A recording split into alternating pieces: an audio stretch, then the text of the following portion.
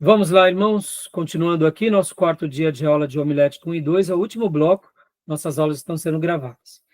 Então, meus irmãos, falamos um pouco sobre a oração interrogativa, a oração de transição e a palavra-chave, que é o meio pelo qual a gente desenvolve para ir para os argumentos. E agora, nesse último bloco, a gente vai entrar agora já no corpo, nas divisões e subdivisões das mensagens.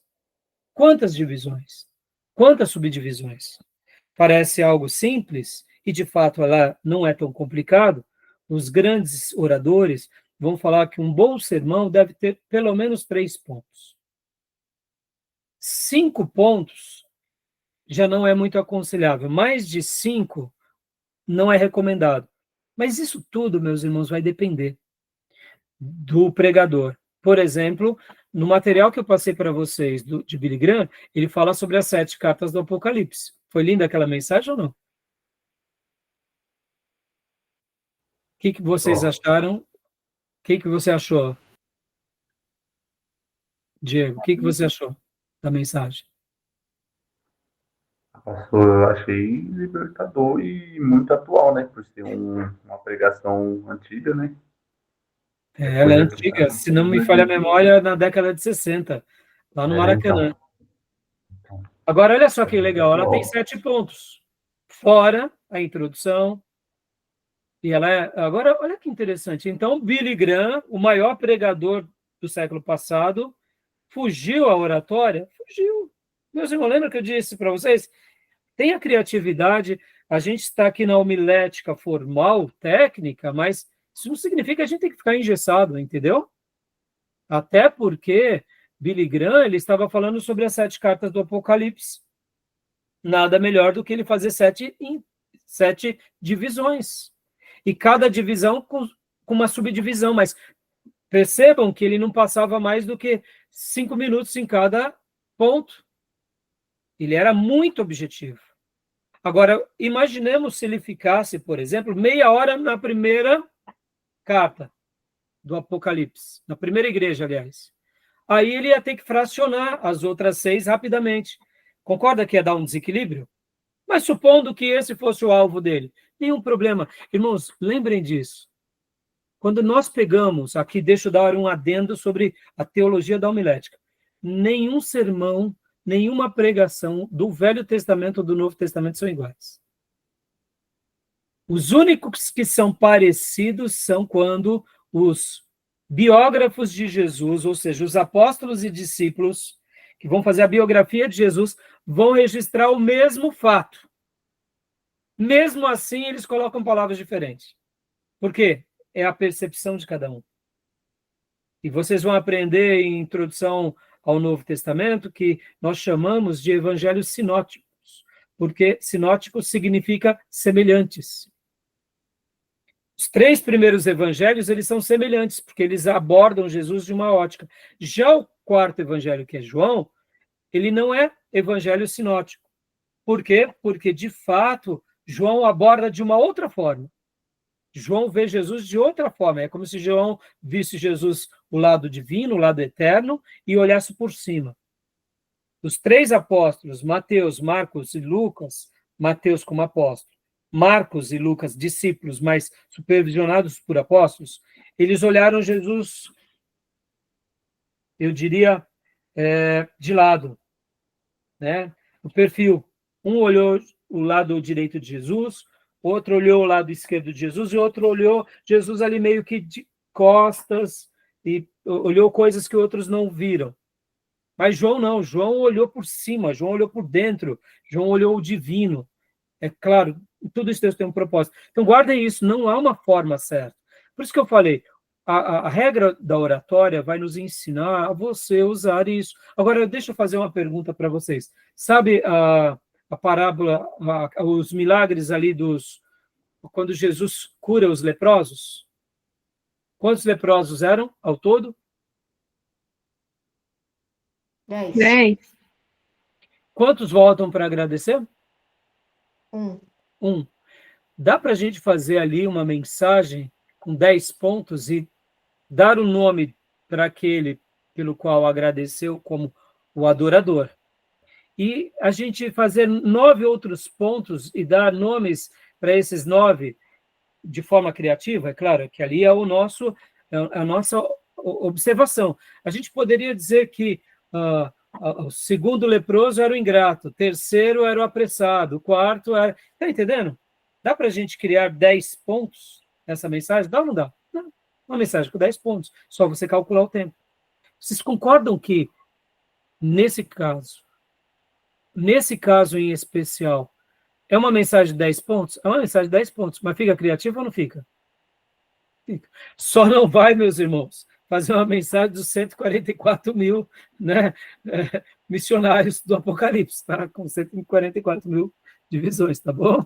E aí não dá, tá? Aí você, né, deixa essa mensagem para as bodas do Cordeiro, tá bom, meus irmãos?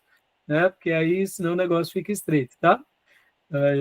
Brincadeiras à parte, né? Então, agora, meus irmãos, a gente vai para essa parte aqui. Deixa eu só abrir aqui para vocês. Aqui. Só abrir e compartilhar com vocês. O quinto slide. Desenvolvimento. Desenvolvimento. Se vocês tiverem dúvida, irmãos, vão perguntando, tá? Eu faço questão que vocês perguntem. Não tem problema se a pergunta de vocês não, mesmo que não esteja de acordo aqui com o que a gente preparou, se der a gente encaixa, senão a gente espera para quando chegar o ponto, né? Mas qualquer dúvida que vocês tenham, lembrem que vocês devem tirar aqui durante a aula, afinal de contas a nossa aula é em tempo real, é online, mas é em tempo real, né? Como disse o pastor Ribeiro, temos a aula síncrona e assíncrona. A nossa aula ela é síncrona, ou seja, em tempo real as nossas dúvidas vão sendo esclarecidas. Outros professores chamam de híbrido, né? É online, mas é em tempo real. Mas nós temos os nossos canais, então qualquer dúvida, mande a pergunta no nosso canal de WhatsApp, que a gente até conversa mais do que o de Telegram, e ali a gente vai esclarecendo, tá? Então vamos lá, desenvolvimento. Leia para nós, irmã Miriam. Dá para ler, irmã Miriam? Tem umas letrinhas em cima aqui que não dá para me enxergar o cabeçário, o que está escrito. Então não tem problema, deixa eu passar para o Diego, então, tá? Facilita a leitura e não te complica. Tá bom, minha irmã? Diego, leia para nós. Desenvolvimento. A força de uma mensagem está em sua estrutura. O que o professor estava querendo dizer, e assim os livros-textos estão querendo dizer? Meu irmão, você está aqui, ó, introdução, argumentação e conclusão, a estrutura tem que estar bem ajeitada. Senão, o boneco não fica de pé. Sabe? Você tem que colocar uma estrutura arrumadinha, que senão, lembra da cela? Do Dr. Martin Lloyd Jones? Se a cela estiver frouxa, filho, vai cair do cavalo. E tem hora que vai ser difícil mesmo. Pastor, e quando eu sentir que a cela está frouxa, pare de pregar, solta o microfone, vai até o final, filho. Com a graça de Deus, chora depois, né? Não tem problema. Entrega. Faz a sua avaliação depois, chame os seus amigos mais íntimos, são honestos, pergunte onde pode ter sido ali o equívoco, porque tem hora, como eu já disse, pode ser você mesmo, pode ser a sua saúde, pode ser uma batalha espiritual na igreja, pode ser fora. Tem vezes que é assim mesmo, irmãos, eu cansei já de...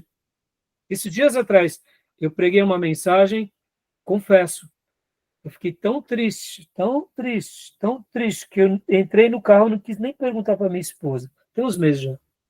Fiquei tão triste, mas tão triste.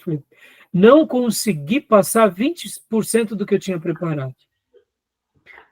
Não consegui passar, não desenvolvi.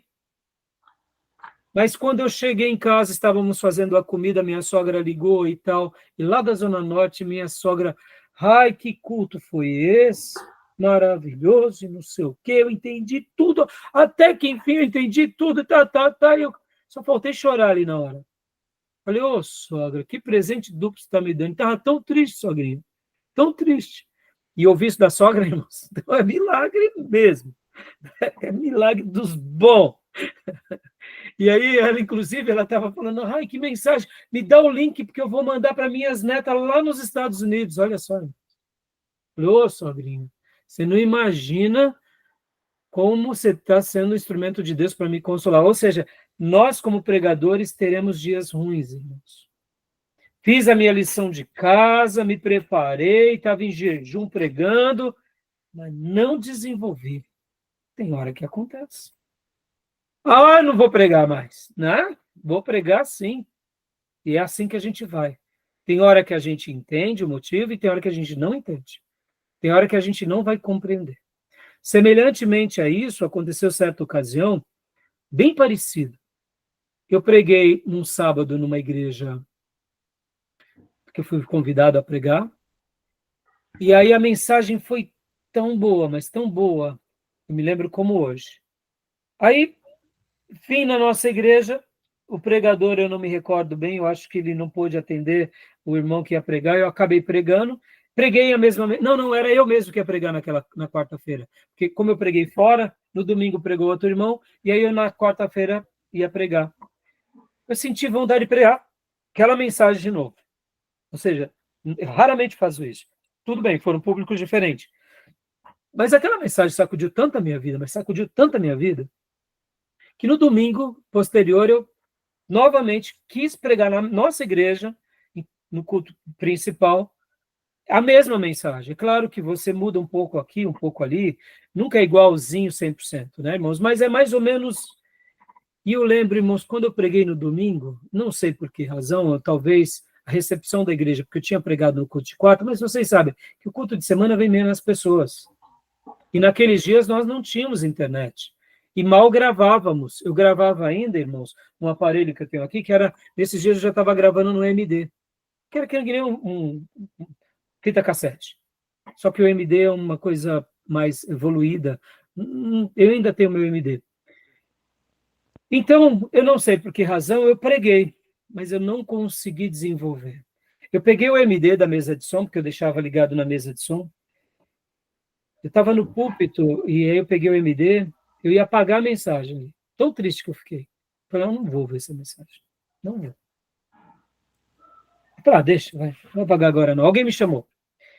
Quando eu estava na porta da igreja, o pastor Ribeiro, o nosso doutor Ribeiro, José Ribeiro Noto, que deu aula inaugural, esses dias ele era membro da igreja. Ele me deu um abraço tão forte, e me deu um elogio tão do coração. Falou, assim, palavras tão lindas para mim. Irmão, quase chorei, quase caí de joelho lá. Bom, em primeiro lugar, ouvi o elogio do Ribeiro, entendeu? Ele é meu professor, entendeu, irmãos? Ribeiro, ele é uma pessoa que não elogia com muita frequência. Naquele dia, ele me deu um elogio tão grande, um abraço tão apertado, mas olha a minha emoção. Eu estava me sentindo derrotado, irmãos. Preguei uma mensagem num congresso fora sábado, alguns dias depois prego na quarta-feira na nossa igreja, e domingo eu preguei de novo na nossa igreja. Eu achei que eu ia até melhorar, mas não consegui. E ali, ao ouvir isso do Ribeiro, eu agradeci a Deus, foi um presente, né? E logo depois, eu falei, bom, não vou, ainda bem que eu não apaguei, pensei comigo, ainda bem que eu não apaguei. Aí depois eu fiz essa lição de casa. Como eu tinha gravado no MD, eu ouvi a mensagem do sábado, realmente a mensagem foi muito boa. Ouvi a mensagem da quarta-feira, esqueci do número de pessoas, né? Porque tem hora que a gente fica muito com essa relação. Eu preguei para 200, então foi melhor do que eu preguei para 10, por exemplo. Não é bobeira, irmãos. Então, você pregou para 10, você pregou melhor do que pregou para os 200, entendeu? Porque Deus faz o que Ele quer, não importa a quantidade de público. Aí eu ouvi a mensagem da quarta, eu falei, nossa, a mensagem da quarta foi maravilhosa. Aí eu fui para o fringir dos ovos, eu falei, agora eu vou para o domingo, que eu queria pagar. E ali eu ouvi me fazendo ali, porque eu gosto de me ouvir, irmãos, porque quando eu me ouço, eu me corrijo nos meus erros, eu me atento aos erros, melhoro o vocabulário, melhoro a construção, daquilo que posso, né, meus irmãos? Não vai mudar muita coisa, viu, meu irmão? Não vai aparecer um Billy Graham na igreja de vocês, tá, irmão? Vai ser esse Raimundo aqui esforçado, tá? Não é o Billy Graham, não é o Dr. Shed, é o Raimundo, pastor da igreja de vocês. Bom, mas voltando. Aí eu ouvi aquela mensagem. Quando eu ouvi, tirando os meus preconceitos e o meu julgamento e a minha frustração, eu falei, glória a Deus. Foi excelente também. As 3 mensagens foram ótimas. Se eu pudesse dar uma nota de qual foi melhor, não teve essa. Pode pegar qualquer uma das 3 e ouvir, eu ainda tenho com muito carinho essas mensagens. O título é Cuidando da Nossa Raiz. Deve estar no Spotify essa mensagem, só de áudio. Uma delas, mas eu devo ter ainda as 3, gravada aqui em algum lugar, né? Mas, assim, percebam, a estrutura da mensagem, ela nos dá força, nos dá segurança. Então, quando eu faço uma boa introdução, eu saio dessa introdução com um desenvolvimento, vou aqui para os meus argumentos, e depois eu vou aqui para a minha conclusão, olha aí, ó, consegui. Começo, meio, fim. Introdução, desenvolvimento, conclusão. Tá bom? Tudo bem até aí? Vamos ler um pouco o slide? Irmã Elisângela, lê para nós agora benefícios do desenvolvimento. Benefícios: dar unidade à pregação, organizar raciocínio, transmitir da mensagem, prender a atenção dos ouvintes, tornar o sermão persuasivo, imprimir um ritmo pedagógico e emocional, ajudar a fixar para lembrar com facilidade. E aqui, meus irmãos, no desenvolvimento, claro que cada pregador vai usar suas técnicas, vai desenvolver os seus recursos. Tem aqueles que gostam de falar com as pessoas. Em primeiro lugar, o que é mesmo, igreja? Perceba, cada um vai desenvolver a sua maneira, a sua dinâmica, vai se encontrar, entendeu? Mas o desenvolvimento, ele é muito importante, tá bom? Continuando aqui, então, por gentileza, irmão. O que deve conter? Conceitos, definições, princípios, explicações escriturísticas, pensamentos teológicos, comentários pessoais ou de terceiros, ilustrações, aplicações e conclusões. Explicando um pouco aqui esses termos, o que é um conceito, meu irmão? O que são conceitos? Conceitos seriam... pensa assim, o nosso mundo ele é construído de palavras. Conceitos são princípios, são ideias condensadas. Quando nós estamos falando a alguém, nós precisamos pensar em cada palavra, porque uma palavra errada pode mudar todo o significado do que estamos querendo dizer ou como dizer. E o que é um conceito na perspectiva aqui da oratória? Seria a mesma coisa do que dizermos o seguinte: nós, como cristãos, nós não temos as nossas doutrinas, nós não temos os nossos valores espirituais. Tanto as doutrinas quanto os valores espirituais, para nós, são os nossos conceitos. Dentro de cada matéria, haverá conceitos distintos. Isso é normal. Então, conceitos seriam... por exemplo, quando nós falamos algo, quando vocês ouviram, por exemplo, Billy Graham ali falando, fazendo as suas como se diz, as suas mensagens, em cada divisão, ele está transmitindo a palavra de Deus, por isso que ele está aqui dentro do desenvolvimento, o que se deve conter é a explicação escriturística, ou seja, tem que estar baseado nas escrituras, ou são pensamentos teológicos, dessas escrituras nascem doutrinas, que em cima de tudo isso nós vamos validando tais doutrinas, tais teologias, tais fundamentações com palavras muito objetivas, porque o conceito é uma ideia, uma noção que se refere a uma representação mental de uma coisa, seja concreta ou abstrata. Então, para nós, no nosso caso, o conceito cristão são os valores eternos. É, sim, coisas em que acreditamos, que pensamos, sim, mas concorda que os nossos conceitos podem ser humanos e terrenos, ou mercantilistas. Não, isso daí não serve para nós. A gente pode até usar como figura de linguagem uma ideia do mercado financeiro, mas a igreja não faz parte do mercado financeiro. Então, o que acontece? Para nós, os nossos conceitos nada mais são do que os valores sagrados, baseados na Bíblia, como pensamentos teológicos. Então, guardem isso, meus irmãos. Nós, quando pregamos, Nós não estamos apenas falando palavras, nós estamos ensinando os conceitos sagrados ao ouvinte. Nessa aula aqui, meus irmãos, percebam, nós estamos numa aula de homilética formal, técnica. Quantos são os conceitos que vocês estão aprendendo aqui, tecnicamente? Isso está sendo gatilhos mentais ou não? Vocês estão enriquecendo para a vida de vocês, irmãos. Se qualquer um de vocês que for fazer uma redação, quem era ruim de redação, já vai melhorar nas aulas de homilética. Porque percebam, olha aqui, quantas ideias, fala, pastor, bem que o senhor está me fazendo lembrar a estrutura de uma redação. Estrutura de uma redação tem um meio, tem um fim, tem um desenvolvimento, tem os argumentos, você tem que ser persuasivo, você tem que contar uma boa história e ali concluir. Estão entendendo? Tudo isso está na Bíblia o tempo todo, e quando a gente lê as Escrituras, a gente está vendo isso o tempo todo. Então, dentro do desenvolvimento, nós não podemos esquecer isso.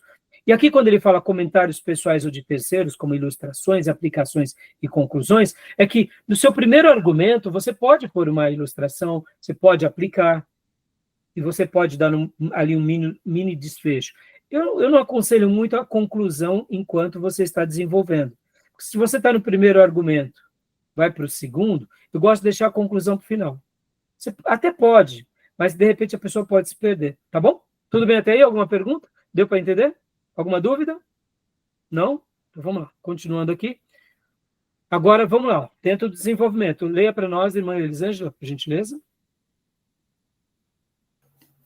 Como saber as divisões e os pontos a serem elaborados? Então, perceba, a gente está no desenvolvimento para chegar na divisão. Vamos lá. 1. Por favor, pode ler, irmã. Fazer um estudo detalhado do texto. 2. Anotar as ideias principais. 3. Subordinar as ideias à palavra-chave. 4. Trabalhar o progresso visando o clímax. Ou seja, meus irmãos, vamos ser práticos aqui.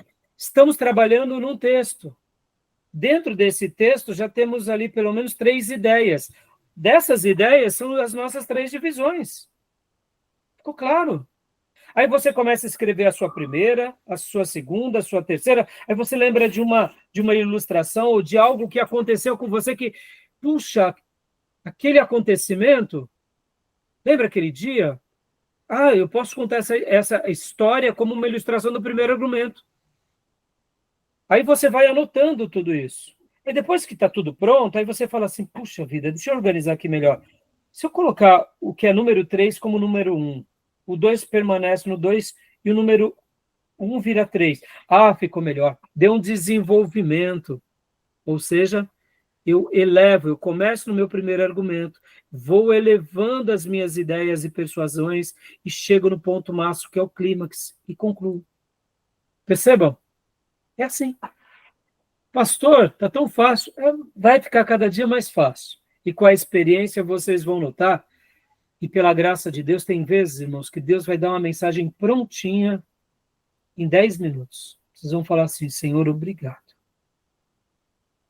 Muitas vezes, sentado num lugar ali, o Espírito Santo vem assim, te dá título, a introdução, primeiro, segundo, terceiro, a conclusão. Você fala, Deus, eu não mereço nada disso. Eu não mereço nada disso. Você pega até a nota na mão ou num papel. Quantas mensagens, irmãos? Eu tenho muito material que eu não consegui digitalizar, mas se pudesse mostrar para vocês, são blocos e mais blocos de anotações dos lugares mais variados. Numa condução, o Espírito Santo clareia. Onde eu estava, eu anotava. Até hoje. Hoje, graças a Deus, eu uso o artifício da tecnologia. Eu anoto. Tem vezes, irmãos, que a minha esposa fala, que você está falando com quem agora? 2 horas da manhã. Eu falo, não, amor, me veio as ideias do sermão. E quando não tinha o celular, eu pegava folha, caneta. Eu já dormia. Pra vocês terem uma ideia, irmãos, dentro da minha pasta, eu tenho minha pasta e meu diário. Sempre foi assim. Eu sempre caminhei com minha Bíblia e meu diário de oração. Então, eu sempre caminhei com alguma coisa, ou sempre dentro da Bíblia, quando eu não estava com o meu diário, eu deixava várias folhas dentro da Bíblia, porque eu já sabia, inevitável, anotava. Hoje eu uso as notas, né, do celular, faça as anotações. Então, meus irmãos, perceba, vocês vão desenvolvendo. Tem horas que, por exemplo, vocês vão ver uma história, um acontecimento, e falam, puxa, essa história aqui vai servir para eu fechar. Não é nem para a introdução, nem para o desenvolvimento, é para eu fechar. Está entendendo? Percebam? Vai criando segurança. Estão entendendo, meu irmão? Você vai se tornando mais seguro. Agora, lembre disso. Não é a sua força nem a minha. Deus está nos dando a permissão de aprender. Fazer com mais excelência. A gente vai arrancar a cabeça do inimigo, mas não é na nossa virtude, é no poder do Senhor. Tá bom? Cuidado. Cuidado para você não achar que é o Todo-Poderoso, tá?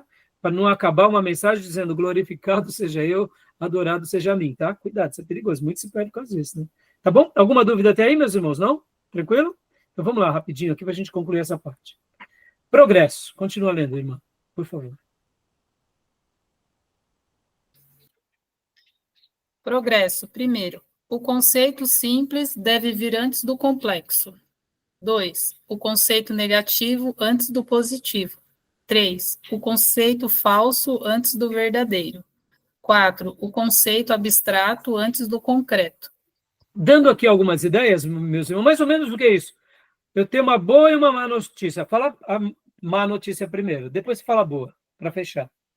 Essa é a ideia, né? Vem o negativo, depois o positivo, o falso, o verdadeiro. Porque, sejamos honestos, a nossa fé é baseada em verdades absolutas. Então, o fechamento para nós é mais importante. Aqui são ideias, tá, meus irmãos? São ideias. Tá bom? Mas e aí, pastor? Nessa mensagem, eu quis acabar com o negativo, porque foi uma mensagem de exortação. Então, se Deus te conduziu, amém. Concorda, irmãos? Quando Samuel repreende Saul, não foi o positivo para o negativo, não. Foi do positivo, aliás, não foi o negativo para o positivo, foi do positivo para o negativo, né? Não, Deus está dividindo o seu reino e está dando para outro. E assim como você rasgasse minhas vestes, ele está te rasgando. Acabou, Saul, acabou, não tem mais o que falar. Tem vezes que é assim. Mas concorda que fechar um culto assim é mais difícil, a não ser que realmente Deus queira falar com a igreja, Deus está usando o pastor ou o pregador para chamar a atenção da igreja. Mas geralmente o que os nossos mestres nos livros textos nos ensinam sigam essa ordem. Pela experiência, a gente acerta mais, tá bom? Tudo bem? Tranquilo? Alguma dúvida, pergunta? Não? Então, pode ler para nós, Beatriz, agora? Deixa eu dar uma folga para a nossa irmã Elisângela, a gente já está acabando, tá, meus irmãos? Regras da definição. 1. Pender ao que é esclarecedor para não dar confusão. Equívoco. Então, aqui, né? Regras. Opa, deixa eu só ver aqui. Isso.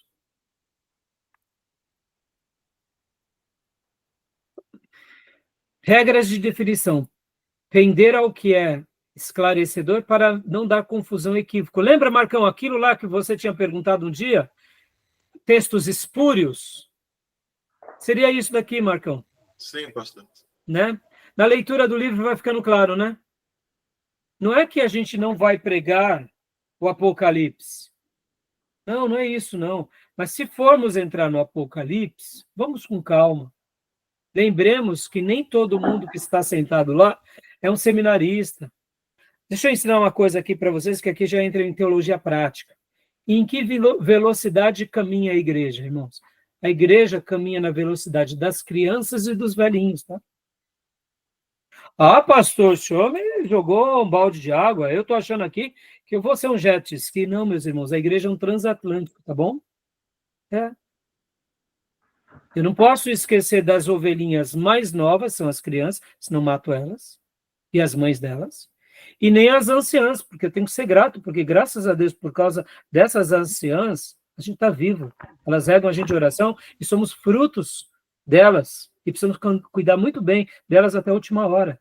Ou seja, a igreja não é no passo da liderança, no passe dos jovens que são mais vivos. É no passo dos mais vagarosos. Por quê? Porque aí a gente vai tendo saúde. Lembra quando Moisés saiu do deserto? Ele não pegou ali os 12 espias e vamos lá, vamos conquistar só com os 12. Não. Tinha o gado, tinha os velhos, tinha as crianças. Está entendendo? É assim que a igreja caminha. Pastor, mas e o seminário? Não, aí aqui é onde a gente vai ensinar a igreja a ter mais saúde, ter mais agilidade, como cuidar das crianças, como cuidar dos velhos, como que a gente vai melhorar esse andar.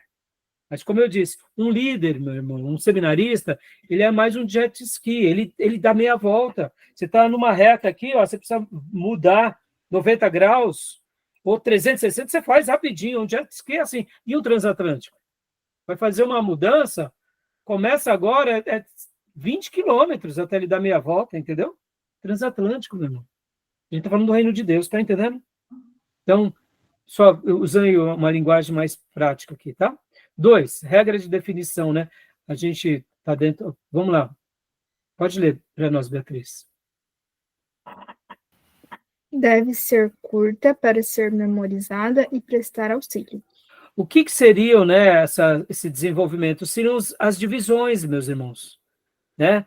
Ou seja, a gente tem que ser objetivo, tá? 3, leia para nós, por favor. Deve ser clara e precisa, clareza e precisão. Evita a confusão de outras ideias. Não faça uma divisão muito filosófica, não faça uma ideia... Estão entendendo? Tá? Continuando. Não deve conter elementos supérfluos, eles podem desviar a captação e compreensão dos aspectos essenciais. 5. Não deve ser negativa, quando pode ser positiva. O objeto deve ser definido pelo que é, e não pelo que não é. Ou seja, o máximo de clareza, né? 6, por favor. Não deve ser repetitiva. Então, dentro dessas aqui, claro, né? Por que ele está falando das definições, irmãos? A gente está desenvolvendo todo o processo, estamos aprendendo a definir para quê? Para a gente poder ir agora para os pontos, que são as divisões. Ou seja, há 2 modalidades de visão. Uma física, é a que procede a participação de um todo concreto em suas partes, e a segunda, que é a lógica, é a que procede a participação de uma ideia pelos seus elementos significativos, o que não passa de uma análise da extensão da ideia. A gente vai entender um pouco melhor lendo o livro-texto. Bom, na divisão, deve ser adequada, a soma das partes deve ser igual ao todo, deve ser irredutível, nenhuma parte deve estar incluída em outra, ou seja, está falando sobre um assunto aqui, o próximo é outro assunto, o terceiro é um terceiro assunto ou argumento. Estão entendendo? O que você usa repetidamente é a palavra-chave, tá bom? 3, deve ser feito em um só critério, sentido, para guardarem as partes a mesma importância quando a ligação com o todo. 4, deve ser possível, obedecendo um critério que realmente permita a decomposição. Então, deu para ficar claro aqui essas ideias, meus irmãos? Ficou difícil? Das divisões. Na leitura do livro-texto, aqui, como é a nossa aula, é uma síntese da leitura, na leitura vocês vão entender, mas resumindo isso para suma, meus irmãos, nós aprendemos a ter mais objetividade nas nossas definições, para que quando fizermos as divisões, a gente seja bem objetivo, construa, não fique, sabe, tem horas que, ao fazer uma mensagem, a gente pode até não perceber, mas a gente acaba repetindo a mesma ideia em um ponto e no outro. É quando você notar, então você linka. Opa, peraí, aqui está dentro desse. Opa, essa ideia aqui está tão boa, vou dividi-la em 2. Está entendendo? A experiência vai nos ensinar sobre isso, tá bom? Tudo bem? Quando ele fala aqui que na divisão há essas 2 modalidades, a física é a que procede a participação de um todo concreto em suas partes, e a lógica é a que procede a uma participação de uma ideia pelos seus elementos significativos, o que não passa de uma análise da extensão da ideia. Vou tentar explicar aqui para vocês de uma forma bem objetiva. Você está ali pregando sobre o Salmo 91. Você vai criar suas divisões, muitas vezes, dentro dos versículos. Do versículo 3 ao versículo 5 é essa ideia. Do versículo 5 ao 7 é outra essa ideia. Ou seja, temos aquilo que ele disse como física, que seria essa ideia procede ali do todo concreto. E a lógica é quando você vai trabalhar numa ideia assim, irmãos, eu entendo que no Salmo 91 é uma oração pedindo proteção. Opa, primeiro argumento. É o Deus protetor que nos protege o tempo todo, segundo argumento, e é as promessas desse que clama ao Deus Todo-Poderoso, do poderoso que responde, cumprindo na vida do filho. Percebam, não usei divisões do texto, eu criei uma ideia. Então, dentro dessa ideia, eu tive uma lógica.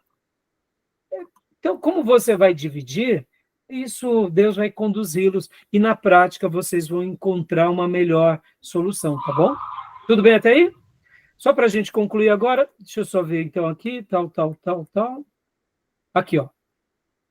Número adequado de divisões, quantas forem necessário ao bom desenvolvimento do tema. Sugestão de 3 a 5. Por que ele coloca 3 a 5? Porque, segundo a maioria dos pastores e pregadores, 3 é um número bom, 5 no máximo. Passando disso não vale a pena. Mas eu dei demonstrações para você de Billy Graham, falei sobre os 10 leprosos, ou seja, irmãos, tem vezes que a gente vai sim usar mais. Tem vezes que vamos usar menos. Uma só divisão é muito pouco. 2, mas pode ser que seu mensagem só tenha uma divisão. Só um argumento. Tá bom.